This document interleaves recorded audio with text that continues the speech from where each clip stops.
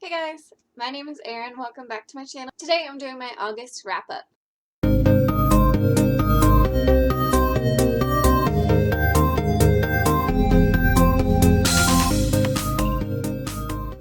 Alright, in August I read 11 books, and I'm going to go through those starting with the lowest rated to highest rated. Some of the 5 stars aren't necessarily in order, but let's start with my lowest rating. On NetGalley, I read Dungeon Party by John Gastill. This I ended up giving 2 star. It's a Dungeons and Dragon kind of book, which I love Dungeons and Dragons. I play it.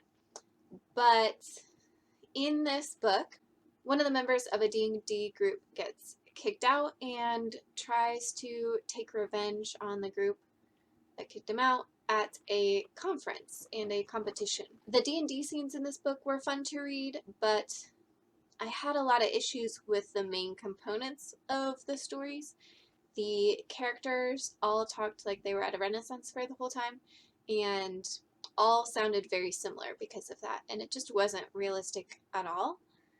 The guy who got turned away and kind of wants revenge is one of the hardest characters I've ever had to sit through reading. He's portrayed as like a very gross gamer guy, and they went into a lot of gross detail about his behavior and like his living situation, and it was just really gross. And then his thought process behind wanting revenge was, I think, way too far above what was actually happening, and he kept comparing his need for revenge to like his parents' religious beliefs, and it was very strange and just too much of a stretch.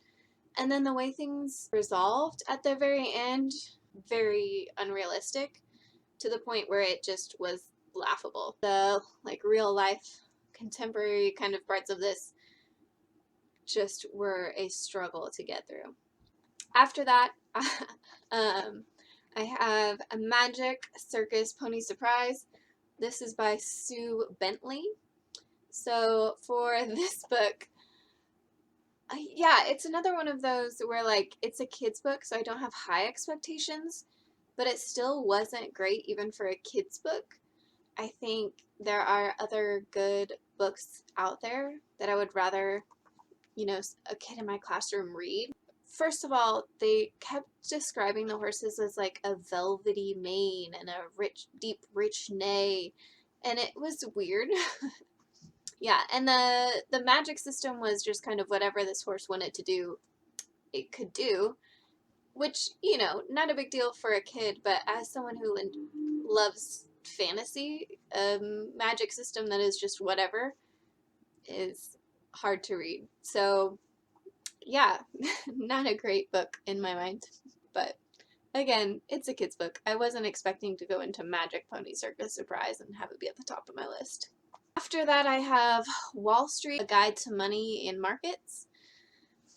I gave this book back to my dad. He lent it to me, and I did learn stuff about what bonds were, what stocks were, but it was kind of like every third or fourth page was useful, and then a lot of it was like how to read the stock page in the newspaper, which I just don't ever see myself doing. So I did learn stuff, but I think there are better ways to do it probably than this book. It's just outdated, and that's it.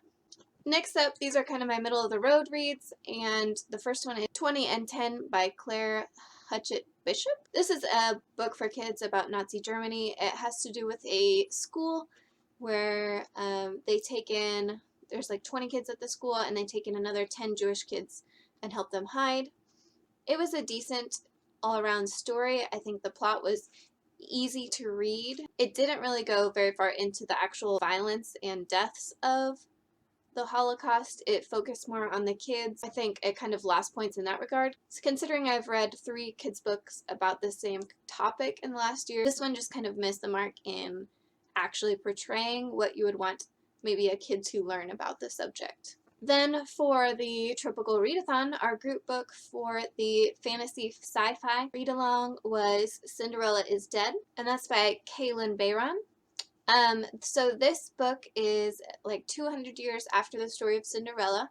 All the girls in this town have to go to a ball, and if they're not chosen by a suitor, then they kind of end up disappearing, and no one really knows exactly what happens. Our main character of the story would much rather marry her friend Erin, and I was really excited about the premise of this book, but it just didn't reach where it needed to really be a 5-star book. I think everything was pretty surface level. Considering how many tough topics there could have been, I felt like things progressed too quickly.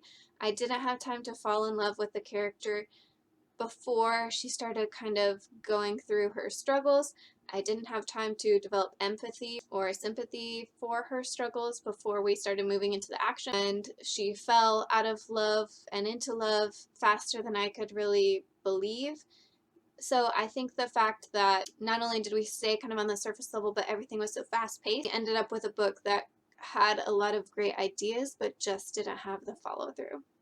Next up on my list was Love in the Time of Cholera by Gabriel Garcia Marquez. I went into this book not really knowing what to expect, and I don't know if I could really explain it that well. It is a love story over a long amount of time.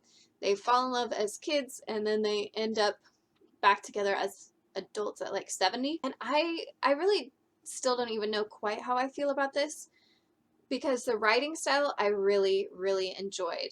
Really enjoyed. But there was so little plot that I, by the end, was kind of like, all right, let's get to something, anything. I think overall I enjoyed it, but I was hoping to really love it, and I think it was just kind of a good book, which isn't a bad thing, but I just really want to find a classic that I love. Fortunately, this wasn't it. And in my book club that I'm doing with my family and friends, I read Men We Reaped by Jesmyn Ward.